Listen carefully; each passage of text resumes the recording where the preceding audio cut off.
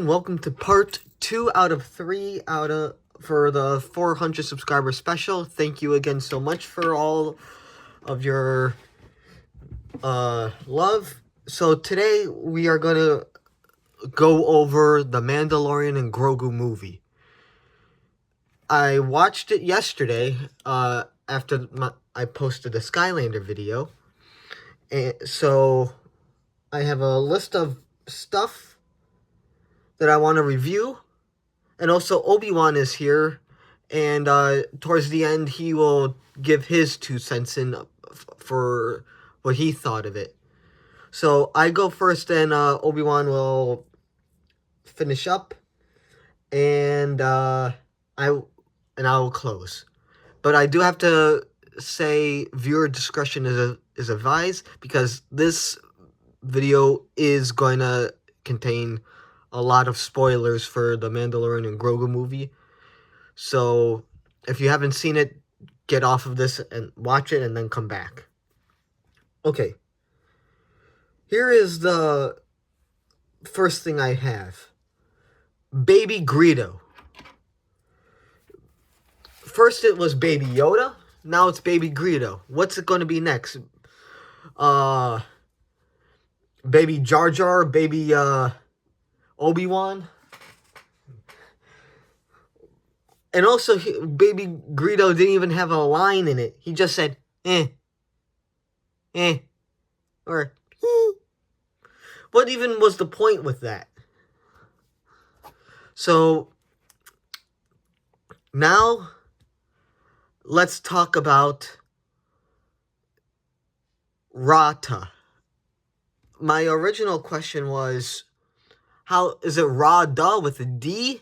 R-O-D-A or R-O-T-A? And then I used Google. Then Google said it's R-O-T-T-A. So Google answered my question. So yay, Google. But my other question is Rata the only good guy, the good Hutt? Because Jabba the Hutt is a crime lord. Look what he did to poor Solo. And in the Mandalorian and Gorogu, the twins are evil. So what's up with that? So that went well. And also, let's talk about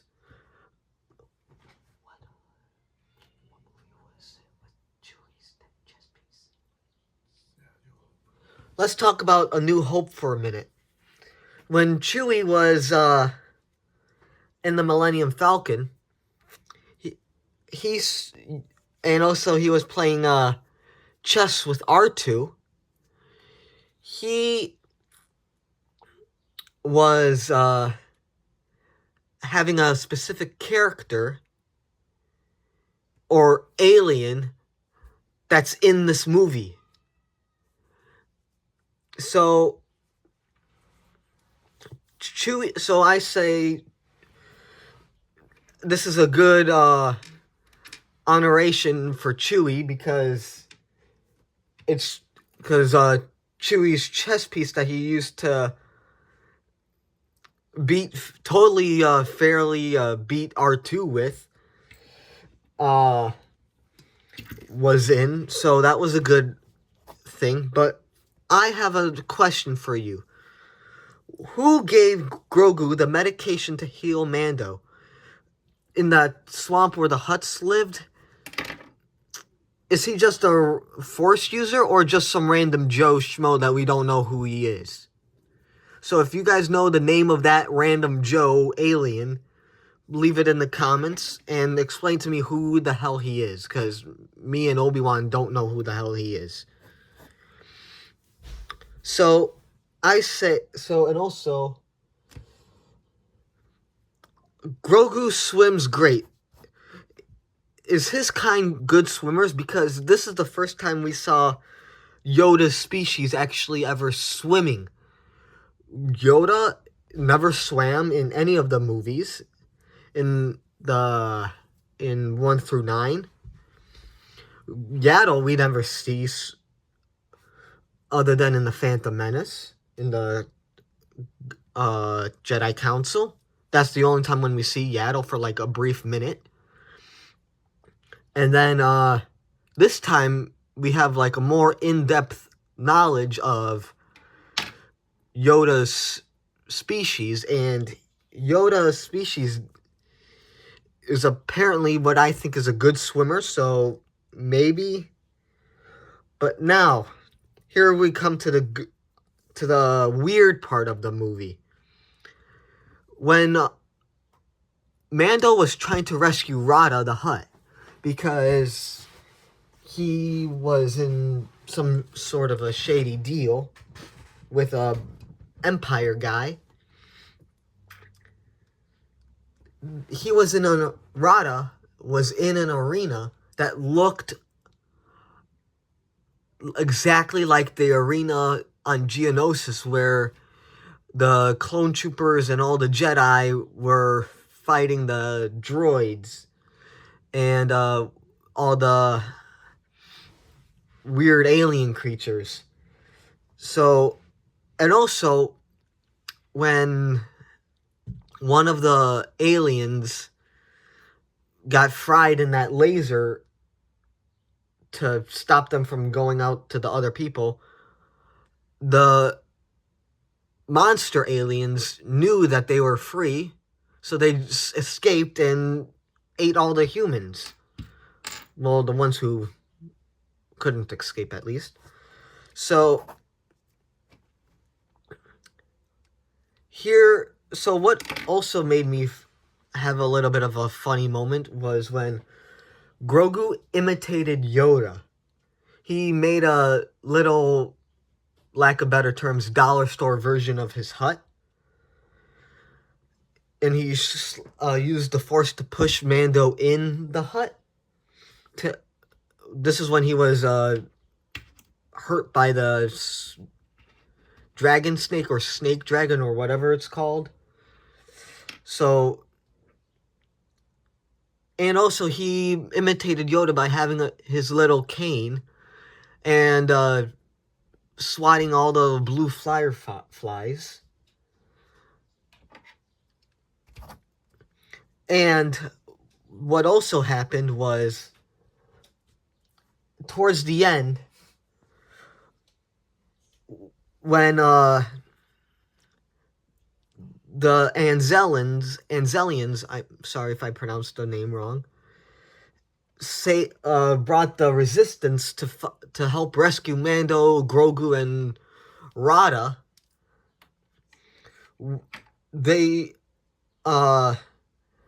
It was like destroying the Death Star all over again. Both of them, actually, because of the scope thingy that Biggs or Wedge used when they said stay on target, almost there, and then fire or whatever. So this was like, it had a lot of scenes that were reused from other old movies. Like I said, with the Dagobah, the Death Star, when they were destroying the Twins' Hutt's palace. Oh, speaking of which, let's talk about the pit that Mando fell in. It's like the Rancor, but instead they use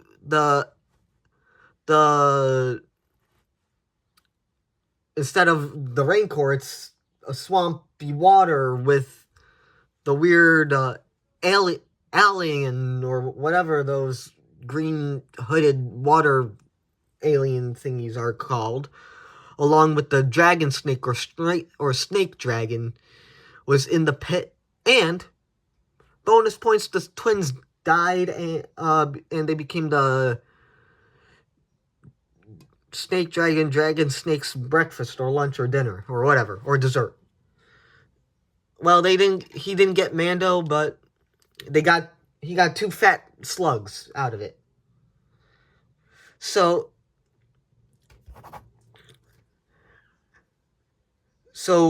what I really loved in this movie was when the twins and Rada were fighting.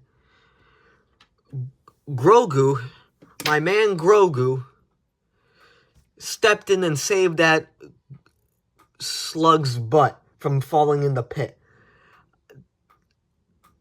The good slug I'm talking about, Rata, Rotta, and that was good. I love that part. That's what made me love the movie. If that didn't happen and Rada died, I would say seriously, I would give that movie a C minus at best. But since Grogu saved Rata and the Mandalorian lived, I give that movie a solid B. Not an A. Star Wars could do better. Like the originals. And speaking of originals, have original ideas for the movie instead of reusing old movie ideas. The Rancor pit, the Death Star explosion, boom, and the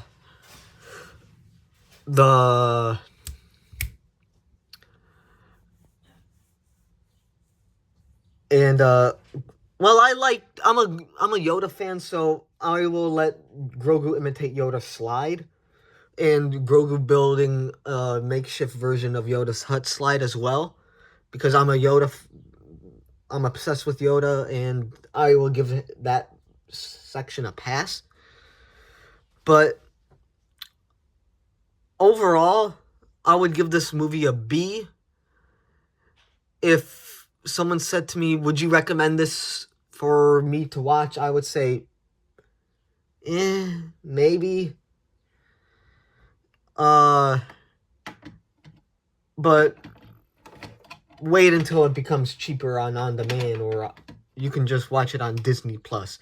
Because I watched it immediately when it first came out on demand for like $25, and to be honest, I would have waited for it to be cheaper because it wasn't that good to say it was worth the money.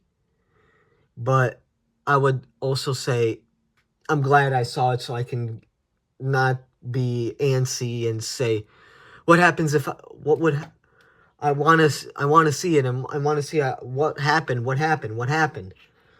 Well,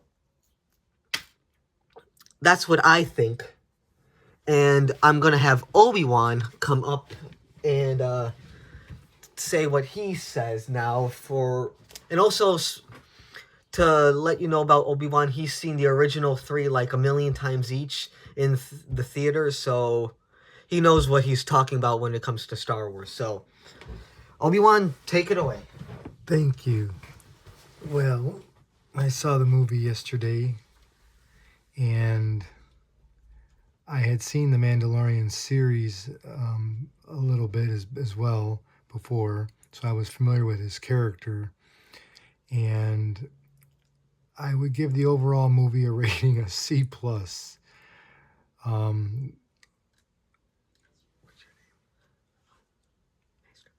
Master Kyle mentioned on a very important point that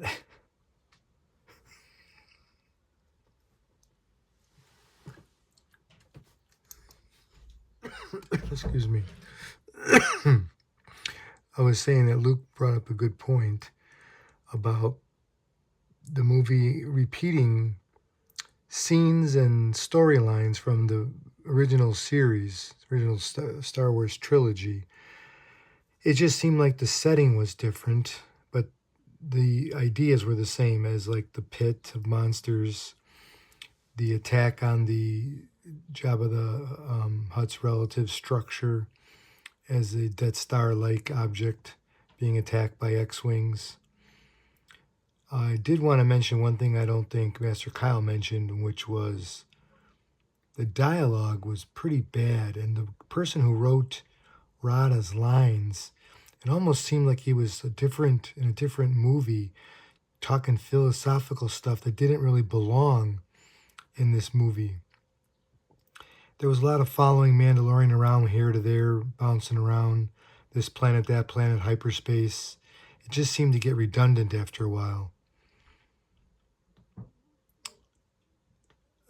I would not be looking forward to seeing another movie in the series if they do make one.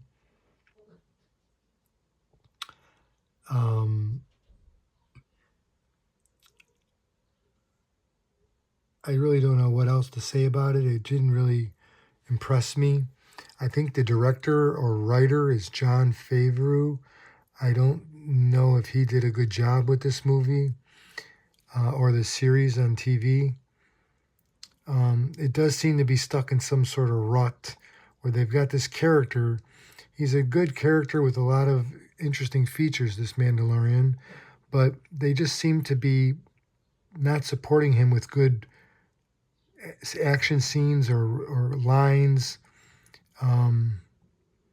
It's amazing that he fights all these droids and he doesn't get hurt, but every time he shoots a shot, it takes out a stormtrooper or some enemy guy. It's like the accuracy is outstanding on Mandalorian and awful on the other enemies. Should have been a little bit more balanced. And the last thing I'll say is the fighting in the movie seemed to be a little bit, remind me of a martial arts type movie fighting. And I know the Jedi's fight with the Empire, and they do have fist combat, not just shooting weapons and lightsabers at each other, but it just seemed that there was an extended martial arts fight going on that wasn't present in any of the other movies. I might be wrong on this, but that's what I get the impression of. So that's it for now. Thank you, Obi-Wan, for those kind thoughts. One more thing before I forget. In the intro, they had stormtroopers with a Darth Vader designed helmet.